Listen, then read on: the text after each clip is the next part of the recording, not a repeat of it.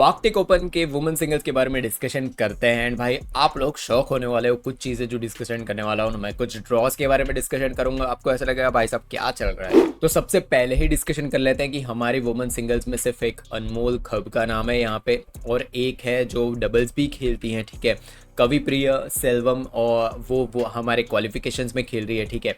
वो क्वालिफिकेशन से जाएगी मेन ड्रॉ के अंदर। आई मीन यार जूनियर चैंपियनशिप से यार एटलीस्ट उन्नति हुडा को यहाँ पे आ जाना चाहिए था। अब भाई हो गया, जूनियर में आप वहाँ पे जीत भी गए, फॉर एन एग्जाम्पल जीत भी गए, फिर भी क्या यार। मैं बार बार आई डोंट नो, मैं 100 बार डिस्कशन कर चुका हूँ पिछले 8 महीने में, फिर से एक और बार डिस्कशन करता हूँ कि जस्ट इमेजिन करो यार ये चीज़ कि 17 ईयर्स की आंसियांग यार वर्ल्ड लेवल पे, जब बोलते ना कि जहाँ पे टॉप के प्लेयर्स खेलते थे, कैरोना मरीन हो, रचना किंटनन हो, ली जूरियो, वोंग से, भाई ये सब लोग थे, उन लोगों को जाके कॉम्पिटिशन देती थी 17 ईयर्स की एज में। यार जस्ट एक बार सोचो दिमाग में कि अगर आंसियांग ने ये सोचा होता कि आंसियांग ने या फिर कोरियन एसोसिएशन ने सोचा होता कि नहीं यार तो 1 2 18 19 की हो जाए ना आंसियांग, तब तक हम, मैं ना 18 तक तो नहीं, 19 तक तो नहीं चलेगा, बट जब तक 18 होंगे नहीं ना तब तक मैं जूनियर पे ही आंसियांग को खिलाएंगे, क्योंकि तब तक है ना 2 3 और मेडल आ जाए हमारे, 2 3 और ट्रॉफीज आ जाए हमारी। जस्ट इमेजिन यार, ये इसके अलावा क्या थॉट्स है। मैं इमेजिन कर रहा हूँ कि उन्नति हुडा मेरे लिए, मेरे थॉट्स में उन्नति हुडा एक ऐसी प्लेयर है कि नेक्स्ट 3 4 साल ले लो, ये प्लेयर खुद को अच्छा खासा इंप्रूव करके एक लेवल के ऊपर पहुंच सकती है, कैपेबिलिटी है।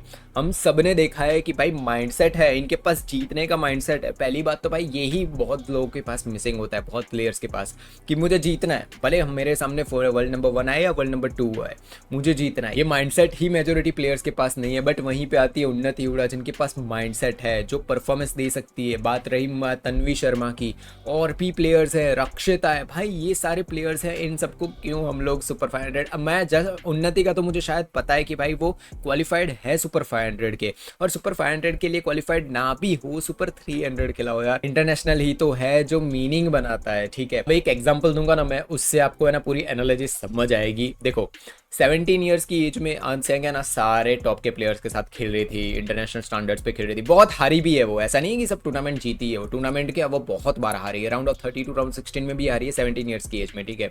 बट कुछ बड़े प्लेयर्स को बीट भी किया है उन्होंने। एक बार आप ये चीज़ सोचो कि इस उम्र में वो बड़े प्लेयर्स को बीट कर रही है, वो टूर्नामेंट्स बार बार खेल रही है, किस लेवल का एक्सपीरियंस उनको मिल रहा होगा।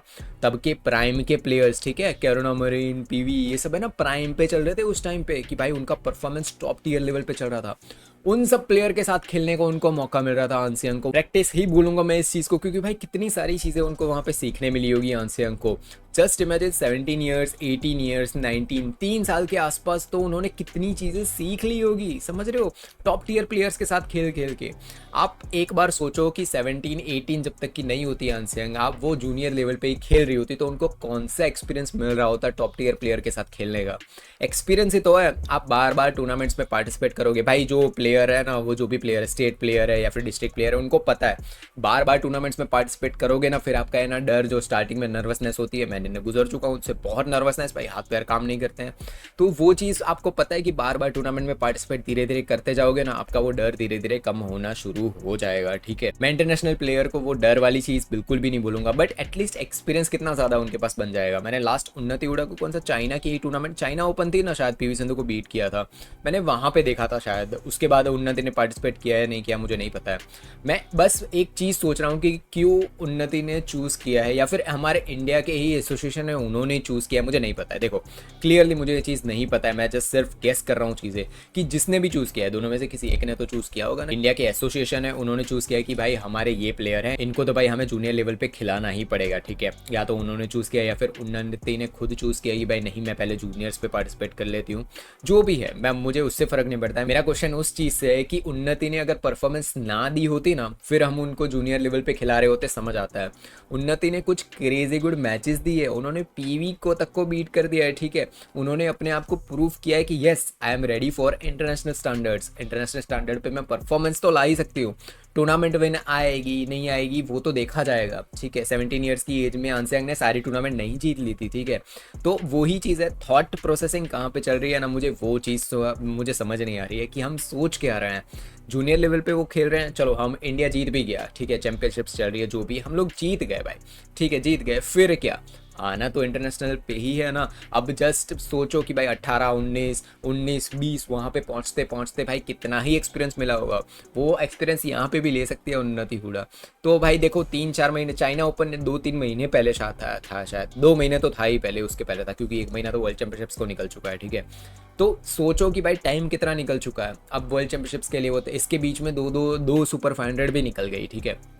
ऑफ कोर्स उन्नति उसके लिए क्वालिफाइड होगी ही 110%। चाइना ओपन के लिए थी तो भाई यहाँ पे क्यों नहीं। तो वही चीज़ है, मैं उन्नति के रिलेटेड इतना बोलता है ना फोर्सफुली डिस्कशन इसलिए कर रहा हूँ क्योंकि मुझे पोटेंशियल दिखता है उनमें।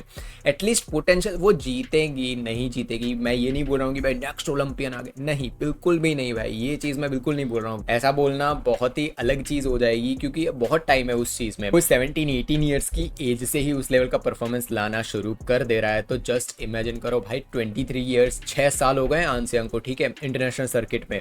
उसमें से लास्ट के 3 साल तो गिन लो उनके डोमिनेशन के चल रहे हैं। 19-20 की एज से आंसियांग डोमिनेट कर रही है, बट वो डोमिनेट कर कैसे रही है, उसके पहले 2 साल उन्होंने इंटरनेशनल स्टैंडर्ड्स पे बिताए भी तो है, हारी भी तो है, बहुत हारी है वो, ठीक है। ऐसा लग रहा है कि आंसियांग नहीं आ रही है, वो स्टार्टिंग में बहुत हारी है। आपको मैं ना हेड टू हेड बताता हूँ, अकाने यामागुची 14 बार जीत चुकी है, 15 बार जीत चुकी है, और आंसियांग 14 बार जीत चुकी है। बट आप लोग जिनको मेमोरी होगी वो बोलेंगे कि यार अकाने कब जीती, वो जीती है, पहले जीती है, बट वो आंसियांग और आज की आंसियांग में बहुत ज़्यादा डिफरेंस है, समझ रहे हो। चेन्नी फे का भी हेड टू हेड ऐसा ही है उनके सामने, आंसियांग के सामने। ये डिफरेंस है जो भाई मुझे दिख रहा है, एंड मैं होप करूँगा उन्नति हुडा बहुत जल्द से जल्द जितना हो सके उन्नति है, देन तन्वी शर्मा है, ठीक है, रक्षिता है, वो सारे प्लेयर्स हैं जो भी क्वालिफाइड है उनको पार्टिसिपेट करना चाहिए, ठीक है। तो आते हैं ड्रॉस के ऊपर डिस्कशन करते हैं। पहले फर्स्ट सीड अकाने यामागुची को दी गई है, उनके सामने है वू लू यू, चाइनीज प्लेयर्स यार देखो यार कितनी ज़्यादा बेंच स्ट्रेंथ है इनके पास, एक के बाद एक के बाद एक के बाद रेडी ही होते हैं इनके पास, ठीक है। वू लू यू है, फिर नेक्स्ट है हान किंग शी, देन गाओ फेंग जे, भाई साहब भाई इनके रेडी ही होते हैं। यहाँ पे चेन यूफी नहीं है, हान यू नहीं है, वोंग से ही नहीं है, दो भी दूसरे प्लेयर्स है, जस्ट यार क्रेजी लेवल। इनके पास क्या बेंच स्ट्रेंथ है यार, ये लोग, इनका माइंडसेट ही अलग चलता है कि भाई ये लोग कोई भी टूर्नामेंट है ना, मैंने इनकी गेम प्ले देखी है ना, मैं जो यंग प्लेयर्स है, जो मेल में एक वोंग नाम है या फिर कुछ ऐसा नाम है उनका, ठीक है, वो जूनियर लेवल पे बहुत बढ़िया खेले हुए हैं, शायद उनका नाम करेक्ट करो मुझे कमेंट बॉक्स के अंदर, ठीक है। वो प्लेयर को जब मैं राउंड ऑफ 32, राउंड ऑफ 16 ये सब खेलते हुए भी देखता हूँ तो ऐसा लगता है कि यार ये टूर्नामेंट जीतने के लिए ही परफॉर्मेंस दे रहा है भाई, ठीक है। उनकी गेम से ही आपको दिख जाएगा ना, कैजुअल शॉट्स होते हैं कि यार ठीक है यार चल ना नेक्स्ट टूर्नामेंट में देखा जाएगा, ऐसे होता है ना। कुछ प्लेयर्स की गेम आपने देखी होगी कि छोड़ ही देते हैं, खत्म ही है कि भाई अब मेरे को खेलना नहीं है, ठीक है। कुछ प्लेयर्स का आपको पता ही होगा, तो वो ही है, वो चीज़ आपको इन प्लेयर्स के साथ नहीं दिखेगा। आप वुमेन सिंगल्स ले लो, वुमेन्स डबल्स ले लो, तो ये माइंडसेट है, ये माइंडसेट जब हमारे पास आ गया ना भाई, हम लोग है ना तबाही मचा देंगे इंटरनेशनल लेवल पे। नेक्स्ट है सेकंड राउंड के अंदर ही जो प्लेयर अकाने यामागुची के सामने आने के चांसेस हैं, जो है रिको गुंजी। लास्ट टाइम मैं इनसे इंप्रेस तब हुआ था जब आंसियांग के सामने एक क्रेजी गुड उन्होंने मैच दी थी भाई, मजा आ गया था। ऐसा लगा कि भाई आज है ना इन्होंने आंसियांग को फोर्स कर दिया है भाई गलती करने के लिए, एंड आंसियांग को फ्रस्ट्रेट करना मतलब ऑलमोस्ट इम्पॉसिबल चीज़ है। आपने अकाने यामागुची वाली मैच देखी हो, अकाने यामागुची वर्सेस आंसियांग जो फाइनल्स, आपने जिन लोगों ने, मुझे पता है मेजोरिटी ने नहीं देखी थी, वो जब अपसेट हुआ फिर पता चला लोगों को कि ये क्या हो गया। तो मैं रिकमेंड करूंगा फिर से वो मैच जाके देखना, आपको एक चीज़ आइडिया आएगी। पूरी मैच इवन आंसियांग स्ट्रेट 2 सेट्स हारी भी है ना, स्टिल उनके फेस पर आपको फ्रस्ट्रेशन नहीं दिखेगी, ठीक है। आपको ज़रूर दिखेगा कि यार चलो मैं ट्राई करती हूँ, ये रियली ट्राई, उनको आपको ये चीज़ ज़रूर दिखेगी उनके गेम के अंदर, बट आप उनको फ्रस्ट्रेट होते हुए नहीं देखोगे। इवन हारने के बाद भी वो एकदम अच्छे तरीके से उस चीज़ को एक्सेप्ट कर रही थी। बट आप यही चीज़ देखो कि लास्ट टाइम मैंने एक गाओ फेंगजे और रिको गुंजी, ये 2 प्लेयर ने आंसियांग को है ना फ्रस्ट्रेट किया था, लिटरली कुछ रिलीज में फ्रस्ट्रेट किया था कि ये क्या चल रहा है यार। एंड नेक्स्ट टूर्नामेंट में जब भी गाओ फेंगजे के सामने मैच आई आंसियांग की, स्ट्रेट 2 सेट विन, तो वो तो अलग, चलो आंसियांग का डिस्कशन अलग हो गया। बट गुंजी के रिलेटेड मैं ये बोल रहा हूँ कि उन्होंने एक टाइम पे वो चीज़ की है, बट उस चीज़ को कंटिन्यू नहीं कर पा रही है वो। उन्होंने परफॉर्मेंस दे ज़रूर दिया था, बट अभी चांस है। अकाने यामागुची अपनी ही कंट्री के top level player, world championships gold medalist, last week An Seyoung को बीट करके आई है। इनके सामने अगर रिको गुंजी परफॉर्मेंस लेके आ जाती है तो भाई मज़ा ही आ जाएगा। नेक्स्ट है लीन टी, चाइनीज टाइपे की, जिनके सामने अनमोल खब की मैच है। मैं ऑल द बेस्ट कहना चाहूँगा अनमोल हब को। एक टाइम था जब मैं उनमें बहुत ज़्यादा पोटेंशियल देखता था, बट वो भाई उस टाइम को अभी 1 साल के ऊपर निकल चुका है। तो अब अनमोल हब को कुछ परफॉर्मेंसेज लाने पड़ेंगे, देखते हैं। ऑल द बेस्ट भाई, मुझे तो परफॉर्मेंस हमारे प्लेयर से चाहिए। नेक्स्ट है तान्या हेमंत, जिन्होंने अभी कुछ टूर्नामेंट्स पहले की ही बात है, मैं कौन सी टूर्नामेंट थी वो भूल रहा हूँ, मैंने अपलोड भी किया था एक वीडियो प्रॉपर, जब तान्या हेमंत ने एक बहुत बढ़िया मैच दी थी। वो एक मैच थी जहाँ पे मुझे ये चीज़ फील हुई कि यस, पोटेंशियल भाई प्लेयर में बहुत ज़्यादा है, कर सकती है वो। मैंने उसके रिलेटेड वीडियो भी अपलोड किया था, आपको चैनल पे मिल जाएगा तान्या हेमंत के रिलेटेड। तो उनकी मैच होने वाली है हुआंग, जो चाइनीज टाइपेई के सामने है। मैं एक्सपेक्ट करूंगा उसी लेवल का परफॉर्मेंस यहाँ पे तान्या हेमंत भी लेके आए। तो let's just hope for a good performance from our Indian players. यार एक टाइम था जब मैं खेल रहा था ना कोर्ट के अंदर, जब मैं खेलता था तब मैचेस देखने जाता था, तब है ना 5-6 प्लेयर्स होते थे, ठीक है। पीवी ले लो, रचना केंटनॉन ले लो, टाई जुइंग ले लो, कैरोलिना ले लो, ये लोग है ना टॉप 8 होते हैं ना, टॉप 8 प्लेयर्स, ठीक है। 32 का राउंड पूरा बनता है, उसके अंदर जो टॉप 8 ये लोग भरे होते हैं, ये ही लोग होते थे। ऐसे कॉम्पिटिटिव गेम में ये लोग क्वार्टर्स के बाद तो लेके आ जाता था, मज़ा आता था भाई, ठीक है, बहुत मज़ा आता था।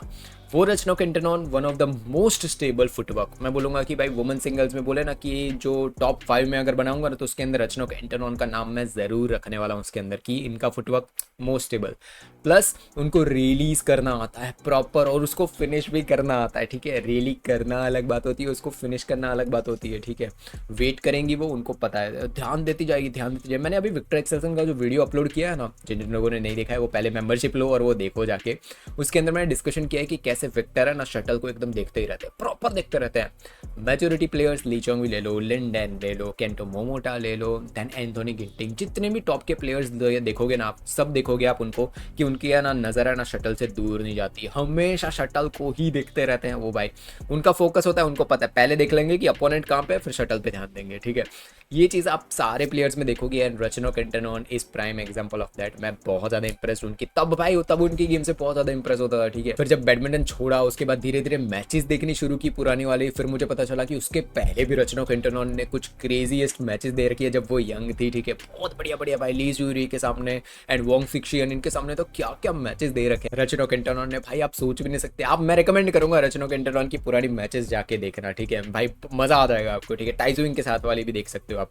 तो एक और चीज़ कि वो रचना केंटनॉन की छुटकू सी थोड़ी झलक दिखी थी इस साल, मैंने वीडियो भी बनाया था, उसमें मैंने डिस्कशन किया था कि ओ इंप्रूवमेंट दिख रहा है रचना केंटनॉन में। अगर रचना केंटनॉन इंप्रूव कर सकती है तो भाई पीवी क्यों नहीं कर सकती। ये मेरे प्रॉपर वर्ड्स थे, मैंने आप लोगों को डिस्कस करके बताया और क्यों बोला था मैंने कि चेंज हो सकता है। फिर अभी इस साल पीवी ने भी खुद को चेंज किया कि वो प्राइम दिख रही थी भाई, वर्ल्ड चैंपियनशिप्स में तो क्या ही परफॉर्मेंस लेके आई थी वो, कि भाई हम लोग हैं पहले का, अभी भी गेम हमारे पास है, बट अभी कुछ टाइम निकल चुका है। रचना केंटनॉन नहीं भाई नहीं, गेम जा चुकी है, बहुत स्लो हो चुकी है वो कोर्ट के अंदर, गेम छोड़ देती है, लिटरली गेम ही छोड़ देती है। ये चीज़ मैंने रचना केंटनॉन में कभी भी नहीं देखी है। सेकेंड सीडेड प्लेयर है, एंड मैं जितने होप्स कर रहा हूँ ना रचना केंटनॉन से, वो सिंपल है, सेकेंड सीडेड प्लेयर है, मैं एटलीस्ट उनसे सेमीज या फाइनल्स एक्सपेक्ट कर रहा हूँ भाई, उससे कम एक्सपेक्ट नहीं कर रहा हूँ। मुझे देखना है रचना केंटनॉन को सेमीज और फाइनल्स में। आपको मैं ना एक चीज़ बैट करके बताता हूँ कि रचना केंटनॉन अगर फाइनल्स या सेमीफाइनल्स में पहुँच गई ना, उनकी गेम कंप्लीटली डिफरेंट दिखेगी आपको, देखना कितनी कॉम्पिटिटिव हो जाएगी वो, गेम नहीं छोड़ेगी वो। जैसे आपको क्रिस्टोपोव को पता है ना, क्रिस्टोपोव जब भी क्वार्टर्स या फिर सेमीज में पहुंचते आपको पता चलेगा कि स्टार्टिंग के राउंड में जैसे उनकी मैच थी ना, उससे 10 टाइम्स ज़्यादा उन्होंने अपनी गेम को बेटर कर लिया है। ये चीज़ बहुत कम प्लेयर्स के पास होती है कि भाई अपनी गेम को सेमीफाइनल्स में, क्वार्टर्स में जाके इंप्रूव करना, ठीक है। बाकी बहुत प्लेयर्स होते हैं जो स्टार्टिंग के 1-2 राउंड है ना, उसमें अपनी पूरी जितनी भी एनर्जी सब दे देते हैं, और जब बारी आती है ना रियल में परफॉर्मेंस देने की, तब गेम उल्टी हो जाती है। तो मैं ये चीज़ आपको भी मैं डिस्कस यहीं पे है ना, आर्कटिक ओपन अगले ही वीक है, डिस्कशन उसी चीज़ का करेंगे कि भाई कैसे अगर सेमीफाइनल्स या फिर फाइनल्स पहुंच गई रचना केंटनॉन, देखना भाई उनकी गेम कितनी डिफरेंट हो जाती है। तो भाई मेरे तो बहुत होप्स है हमारे इंडियन प्लेयर्स से भी, एंड मैं चाहूँगा कि हमारे इंडियन प्लेयर्स बहुत बढ़िया परफॉर्मेंस यहाँ पे लेके आ जाए। तो आपके क्या व्यूज़ है पूरे वुमेन सिंगल्स के रिलेटेड, तो कमेंट बॉक्स में बताओ, एंड मिलेंगे नेक्स्ट वीडियो में। तो पूरी दुनिया को पता है कि चाइना बहुत आगे बढ़ रहा है बैडमिंटन के अंदर, क्या परफॉर्मेंस देते जा रहा है हर एक चीज़ के अंदर, बट क्या है वो रीज़न जिसकी वजह से चाइना इतना आगे बढ़ रहा है। ये वीडियो है, क्लिक करो, इसके अंदर सारी चीज़ें इन डिटेल मैंने डिस्कशन कर रखी है।